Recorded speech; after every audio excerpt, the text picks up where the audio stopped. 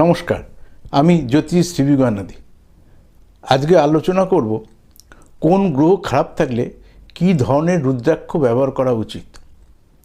আসুন দেখে নেওয়া যাক। আপনার যদি জন্মকালীন রবি খারাপ থাকে তাহলে আপনি সবসময় সাতমুখী রুদ্রাক্ষ ব্যবহার করবেন।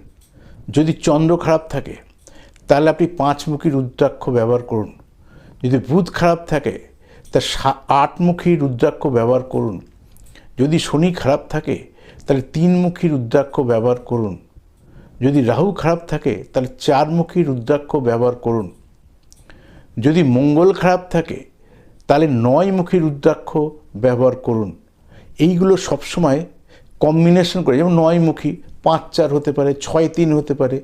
এগুলো আপনার হরস্কোপ অনুসারে জ্যোতিষ গাইড করবে কী ধরনের রুদ্রাক্ষ পড়লে আপনার জীবনের উন্নতি হবে।